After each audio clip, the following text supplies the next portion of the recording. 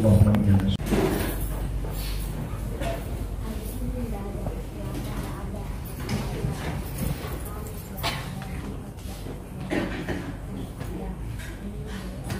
Bismillahirrahmanirrahim. Assalamualaikum warahmatullahi wabarakatuh.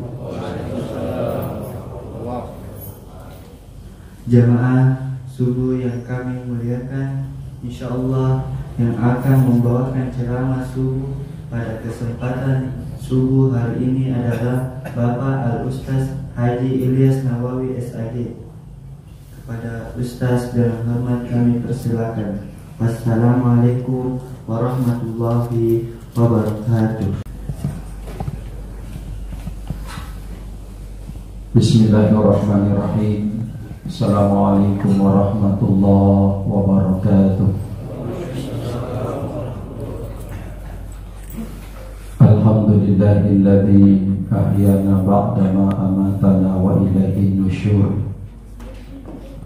Alhamdulillahilladzi bi ni'matihi tatimmus shalihat wa bi fadlihi tatanazzalul khairat wal barakat wa bi taufiqihi tatahaqqaqul maqasid wal ghayat. Asyhadu an la ilaha illallah ni'mal wakil wa ni'mal maula wa asyhadu anna Muhammadan abduhu wa rasuluh wa man yunkirhu faqad dhalla dhalalan ba'ida. Wassalatu wassalamu ala rasulillah sayyidina Muhammadin fil awwalina wal akhirin wa ala alihi wa ashabihi ahli sidqi wal wafa. Amma ba'd. Hadirin sidang jamaah salat subuh yang insyaallah sama-sama dimuliakan dan dirahmati oleh Allah Subhanahu wa taala. Mudah-mudahan insyaallah kita dimuliakan oleh Allah di dunia, dan lebih istimewa lagi mudah-mudahan insyaallah kelak kita dimuliakan oleh Allah di akhirat kelak nanti. Amin ya rabbal alamin. Satu kenikmatan yang sangat luar biasa Allah berikan kepada kita. Yang pertama, masih diberikan kenikmatan di subuh ke-10 bulan suci Ramadan untuk menghidupkan, melaksanakan ibadah salat subuh secara berjamaah. Setelah melewati sebuah perjuangan dan pertarungan, kita berhasil menjadi pemenang saat ini. Karena dalam satu riwayat ketika anak cucu Adam itu tidur, hakikatnya dia terbelenggu oleh setan dengan 3 ikatan dan belenggu. Yang pertama di kepala, yang kedua di perut dengan tangan, yang ketiga itu di kaki, yang disertai dengan baca-baca atau jampi-jampi wailu tawailu fanu. Tidurlah kamu malam semakin panjang dan larut. Karena bisa kita perhatikan ketika ada orang bangun, Bapak Ibu, apalagi waktu sahur tadi, ada orang berkali-kali pindah tempat tidur. Bangun masih tidur di tempat tidur. Kemudian yang kedua turun dari tempat tidur, dia tidak langsung ambil cuci muka, paling tidak pindah dulu tempat di sofa, di situ tidur lagi. Bahkan terkadang sampai di atasnya kloset masih tidur. Yang lebih parah sampai di meja makan pun masih sempat tertidur. Sampai doa pun terkadang salah baca, bukan lagi Allahumma barik lana tapi langsung Allahumma laka sumtu wa bika amantu. Berat perjuangan. Hari ini, detik ini, alhamdulillah kita menjadi pemenang. Dan syaitan lari terbirit-birit dan terkencing-kencing ketika melihat anak cucu Adam hamba Allah mampu melepaskan ikatan itu, sehingga syaitan tidak bisa menahan, keluar kencing-kencing seperti bahasa manusia. Dan ternyata di dalam riwayat itu disampaikan kencing syaitan itulah yang tumbuh namanya tembakau alias ijo, orang Bugis bilang. Dan itu yang diubah menjadi sigaret rokok. Jadi orang yang merokok hakikatnya, nah kita mau yang tafsirkan. Yang detik ini masih terlena dengan tidurnya, itu masih terbuai dengan ikatan itu.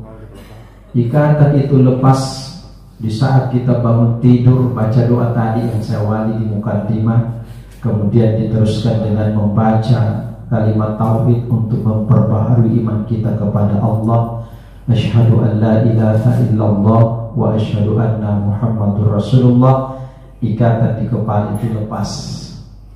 Yang kedua, ikatan di perut dan di tangan lepas di saat kita mengambil air wudhu dan kita sempurnakan membaca doa sesudah wudhu.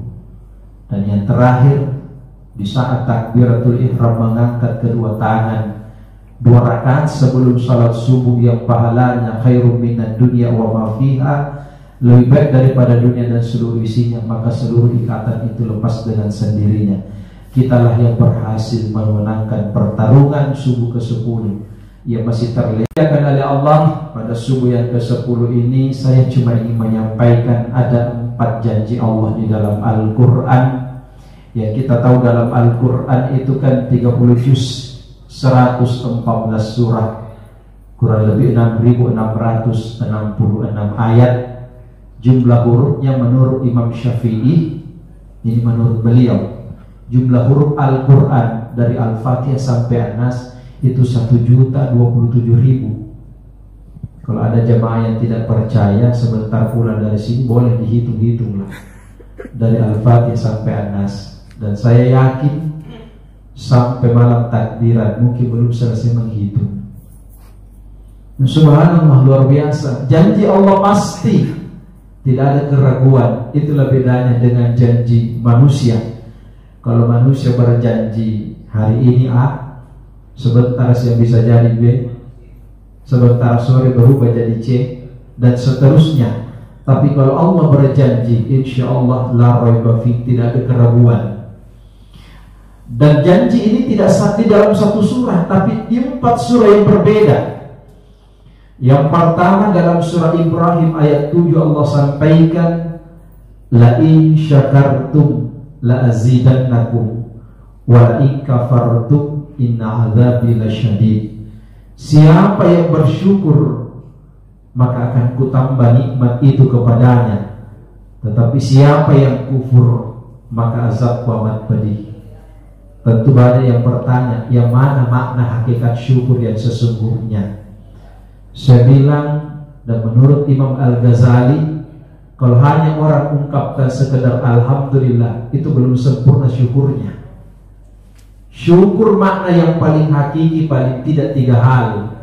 Selain dibenarkan oleh hati, pentasbihan kepada Allah atas segala bentuk nikmat dan karunia-Nya. Sebab kalau kita berbicara nikmat, sejak kita bangun tidur sampai bangun tidur, dan tidur sekalipun itu adalah nikmat luar biasa dari Allah. Kalau jangan menganggap itu tidur bukan nikmat, itu nikmat. Betapa banyak orang Bapak Ibu terkadang tidur susah. Bahkan ada, saya pernah baca itu Pak di kabinet berapa itu ada seorang menteri itu Pak, sampai miliaran habis uangnya cuma mengobati satu penyakitnya, susah tidur. Dalam bahasa kita insomnia. Tapi jangan gara-gara nikmat ini yang kita lakukan tidur terus. Makna bahwa ternyata nikmat Allah itu sungguh luar biasa. Makanya saya bacakan tadi, wa atakum min kulli ma sa'altum. Ketika engkau ingin menghitung nikmat Allah, la tuhsuha, maka niscaya tidak akan mampu menghitungnya. Karena kalau bertak bahasa Nasibaco Al-Mukarram beliau menyampaikan, mungkin ada alat yang bisa menghitung, tapi hancur rusak itu alat, belum mampu menghitung nikmat Allah. Jadi apa yang kita lakukan di bulan Ramadan sudah 10 hari lah, 9 hari kita lewati.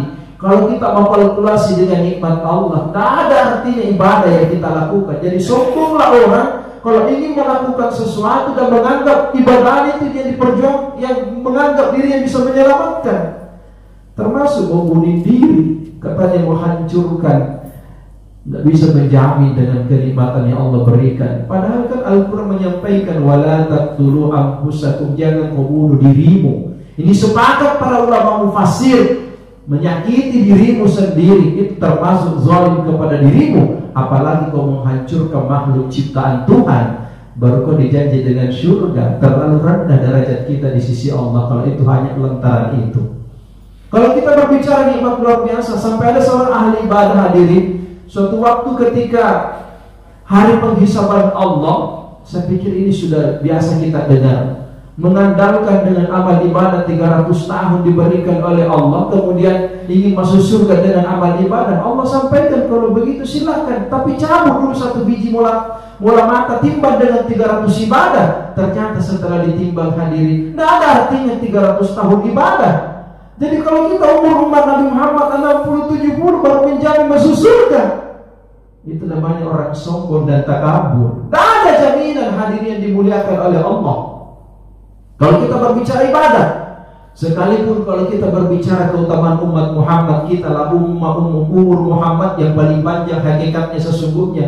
Makanya ketika Mi'raj Rasulullah di langit ke-6 ketemu dengan Nabi Musa, kita tahu dalam sejarah umat Nabi Musa 300-400 tahun. Nabi Musa sempat menangis, meneteskan air mata. Ditanya sama Jibril, kenapa menangis Musa? Kata Musa, aku sedih mengingat umatku dibandingkan umat saudaraku Muhammad. Umur umatku istimewa 300-400 tahun. Umur umat saudaraku 60-70. Tapi ada satu keistimewaan yang tidak diberikan kepada umat-umat yang lain, termasuk umatku, kata Musa.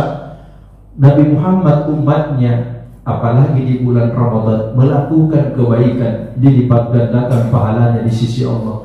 Umatku kalau melakukan satu kebaikan hanya dibalas dengan satu. Memang panjang, tapi secara hakikat yang namanya panjang itu, kitalah yang memiliki umat Nabi Muhammad. Maka rugilah orang Bapak Ibu yang menyanyiakan kesempatan Ramadan yang terlewatkan begitu saja tanpa mengisi dengan amal ibadah yang bermanfaat di sisi Allah Subhanahu wa Ta'ala. Ini yang pertama. Berapa menit biasa dikasih sini Ustaz? 1 jam. 1 jam. Jujur makin jangan ada Ustaz di antara kita.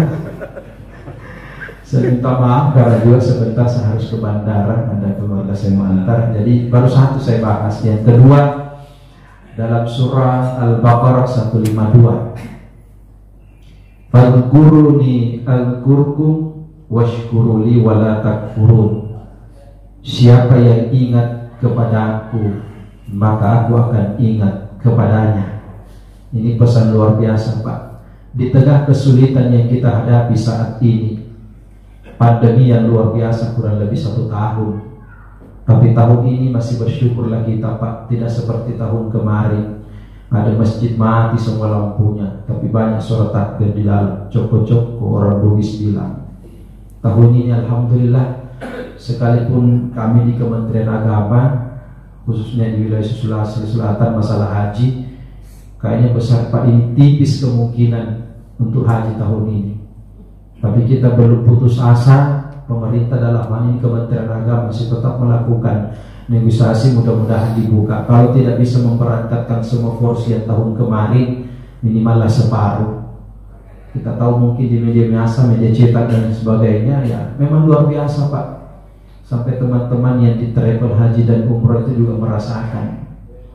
Sampai banyak karyawan disuruh cari kerja lain, bahkan beralih profesi. Karena kenapa? Ini tantangan luar biasa. Tapi saya yakin selama kita masih hidup, rezeki masih Allah jamin. Sebab kalau kita hidup, Pak, tidak ada rezeki, berarti bukan lagi ketentuan Allah. Tapi kalau memang rezeki sudah habis, maka isdet, matilah kita.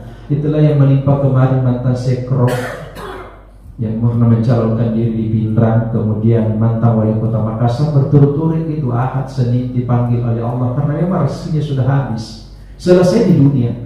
Kita masih yang hidup sekarang, Pak, insya Allah masih ada rezeki, Allah jamin. Jadi jangan pernah putus asa ketika ada kesulitan, persoalan. Fadhkuruni azkur. Ingatlah kepada Allah, maka Allah pun akan ingat kepada kita. Tidak ada yang besar dalam hidup ini kecuali hanya Allah. Maka itulah kepasrahan ketika kita tadi sholat, mengangkat kedua tangan, takbiratul ihram, tanda kepasrahan. Jadi hakikat kalau kita kaji hakikat sholat itu, kalau orang takbir bukan begini caranya, mestinya begini, Pak, berpasrah diri, menyerahkan kepada Allah. Kalau orang menyerah pasti begini posisinya, tidak pernah ada orang tangkap, menyerah pasti menghadap ke depan. Inilah orang yang kaji hakikat sufinya tentang makna sholat. Ingat kepada Allah. Kan ada hadis qudsi menyampaikan, siapa yang mendekat kepada aku dengan cara berjalan, maka Allah akan mendekat kepadanya berlari. Siapa mendekat sedepak, maka Allah akan mendekat dalam rangkulannya. Luar biasa. Jadi kalau ada orang stres di hidup di dunia ini, Pak, itu berarti keyakinan imannya masih perlu dipertanyakan. Kalau ada yang patah semangat dengan menjalani kehidupan kemudian tidak mengembalikan kembali kepada Allah. Makanya saya biasa bercanda sama ibu-ibu itu, kalau misalnya di akhir Ramadan THR belum cair, kemudian gaji 13 belum masuk di rekening, tidak usah patah semangat, masih ada pegadaian mengatasi masalah dengan masalah baru. Contoh ya, contoh Pak, contoh. Tapi banyak hal. Dan saya yakin kalau saya pesannya guru tak dulu, saya ingat sekali beliau, kalau betul saya dari Bone Pak, kalau kita pernah mendengar Ki Haji Junaid Sulaiman almarhum, ada satu hal yang saya tidak bisa lupakan dari beliau. Pulang dari Jakarta Pak, kita waktu mau dirintis itu yang namanya pesantren Al Junaidiyah Mahat Hadis dulu, sekarang baru biru. Beliau sempat ditipu di Jakarta, dijanji, pas pulang ke Bone ditanya, apa jawaban beliau? Alhamdulillah. Orang kaget, kenapa ibu rendah? Dia bilang, alhamdulillah kita ditipu. Orang ditipu Pak, alhamdulillah keluar. Beliau diringi satu kalimat yang menusuk dalam sanubari hati yang paling dalam. Syukur kita ditipu kita daripada ini ditipu. Bersyukurlah kita yang ditipu daripada kita yang menipu orang. Orang masih seperti ditipu, kalau kita pasti kita bilang hancurlah, kok mati kok sampai ke turunan. Tapi ulama seperti beliau luar biasa dalamnya, syukur kita ini mau ditipu daripada ini ditipu, tahu? Allahu Akbar. Inilah makna sebenarnya kalau kita kaji tentang Ramadan, mengajarkan kita mampu mengendalikan diri. Emosi apapun yang muncul di saat marah yang meluap-luap, kendalikan dirimu, kata Rasul. Arengarak kok, ingat kok, puasa kok. Puasa itu mengendalikan. Inti puasa kan pengendalian. Jadi kalau ada orang puasa tidak mampu mengendalikan, masih dipertanyakan kekuatannya. Ini semua pelajaran besar, termasuk diri saya pribadi, Bapak Ibu yang dimuliakan oleh Allah. Jadi kalau ada orang cuma tidur kerja tiap hari, itu belum bisa mengendalikan diri. Tapi orang yang berjuang ketika ceramah subuh, alhamdulillah tidak sandar di tembok. Banyak jemaah subuh bersandar. Di sini alhamdulillah ada tonji. Jangan kita tersinggung Pak, artinya kan sambil bercanda. Tapi kan itu kan pengendalian. Mungkin tidur mengantuk luar biasa, tapi kan kata Rasul tidur yang tidak paling bagus kan ada 3 waktunya. Yang pertama kan setelah sholat subuh sampai terbit matahari. Nah ini kebanyakan kita tidak bisa kendalikan. Pokoknya sampai sholat subuh loncat semua lari pulang. Ceramah orang alhamdulillah sempat, tidak ada masalah, kan masih sempat duduk di majelis ilmu daripada tidur di rumah. Ini alhamdulillah Pak, ini kan pengendalian. Yang kedua, di saat puncak matahari di atas kepala itu waktu tidak bagus untuk tidur. Termasuk habis sholat asar sampai maghrib dengan isya itu kan waktu yang tidak paling bagus untuk tidur. Tapi di situ topi tantangannya, masalahnya ketika orang yang mampu mengendalikan insya Allah. Dan hadirin yang kedua inilah banyak kita mengingat Allah. Saya pikir banyak ayat Al-Quran yang menyampaikan kepada kita, siapa yang bersyukur insya Allah akan diberikan kenikmatan. Dengan mengingat kebesaran Allah pun itu bagian kita mensyukuri pemberian Allah dalam kehidupan kita. Dan yang ketiga dalam surah Al-Ghafir ayat 60 Allah sampaikan, wa qala rabbukum ud'uni astajib lakum. Ini senjata bagi kita Pak. Doa, kata Allah sampaikan dalam Al-Quran, siapa yang berdoa kepada aku maka akan kukabulkan doanya. Selama doa itu dipanjatkan dengan ketulusan dan keikhlasan, tentu dengan rambu-rambu bagaimana adat-adat yang berdoa yang baik di hadapan Tuhan, sehingga insya Allah segala bentuk kesulitan, kesusahan, persoalan kehidupan kita mampu memberikan jalan, hanya kita kembalikan kepada Allah.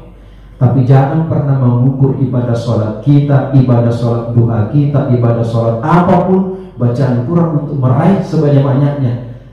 Apalagi perbicaraan harta, kan biasa ada orang mengatakan bagusnya sholat duhaku, saya luar biasa melakukan bukan hanya 2 rakaat.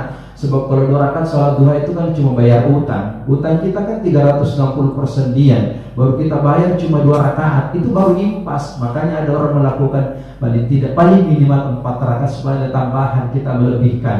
Kenapa tidak kaya-kaya? Kalau itu standar orang duha, orang tahajud standarnya mau kaya. Nah, ada orang Cina kaya. Nah, tahajudnya orang Cina. Nah, kita yang bilang itu, Pak. Tapi hakikatnya kan ini ibadah memang hanya pendekatan Allah mau kasih kekayaan pada lain sebagainya, itu urusan Tuhan. Jadi orang yang beriman itu Pak tidak pernah mengukur ibadahnya itu dengan membandingkan materi dunia. Kecil itu Pak, rajin Pak beribadah, tak terpilih juga jadi anggota dewan, rajin Pak puasa tak terpilih. Bukan persoalan standar itu yang menjadi kurang. Kita beribadah kepada Allah bukan karena target dunia, kecil itu Pak. Jadi kalau ada orang, saya bilang tadi, kalau orang mengorbankan jiwa dan anunya hanya gara-gara persoalan lain dan sebagainya, itu kecil di hadapan Tuhan. Yang paling tertinggi sebenarnya ketika mampu merasakan kenikmatan kita, kedekatan kepada Allah. Apa yang membuat Rasulullah ketika ditimpa duka cita, Allah angkat hambanya dan bisa bercakap ketemu dengan langsung Tuhan. Itulah puncak kenikmatan. Dan di sinilah diuji Rasulullah, seorang pemimpin memikirkan dirinya. Sekiranya berpikir pribadi Rasulullah, dia tidak pulang Pak ke dunia. Apalagi kenikmatan yang tidak ada. Nah puncak tertinggi di dunia akhirat nanti bukan masuk surga, kecil itu. Puncak tertinggi ketika kita mampu ketemu dengan yang menciptakan surga. Kan begitu yang paling hebat. Kalau cuma surga kecil, makanya tidak salah Rabiatul Adawi katakan, ya Allah, kalau aku beribadah hanya karena surga, jauhkan aku dari surgamu. Kalau aku beribadah kepadamu hanya karena takut neraka, maka masukkanlah aku ke dalam neraka. Tapi yang kumohon kepadamu ya Allah hanya keridhaan dan mahabbah. Itulah Imam Al-Ghazali sebelum sholat beliau menyampaikan dalam kisah Imam An-Nawawi Al-Azkari itu kan disampaikan, Ilahi anta maksudi wa ridhaka matlubi a'tini mahabbati wa ma'rifati. Yang terakhir hadirin sidang jamaah subuh yang dimuliakan oleh Allah, yang keempat dalam surah Al-Anfal ayat 33 Allah sampaikan, wa ma kana Allahu yu'adzibahum wa anta fihim wa ma kana Allahu mu'adzibahum wa hum yastaghfirun. Selama hambaku memohon ampun dan memperbanyak istighfar, maka akan kujauhkan dari bencana, musibah dalam hidupnya. Jadi apa yang terjadi kemarin Pak, mulai dari di Sulawesi Selatan kan Masamba beberapa waktu yang lalu, kemudian nyemprang ke Sulbar, kemudian ke NTB, dan terakhir kemarin sebelum Ramadan di Malang. Ini sebenarnya muhasabah yang terbesar. Kalau Allah sampaikan tadi, selama hamba itu, umat itu masih bertaubat, memohon ampun, memperbanyak istighfar, maka Allah jauhkan kita dari bala bencana.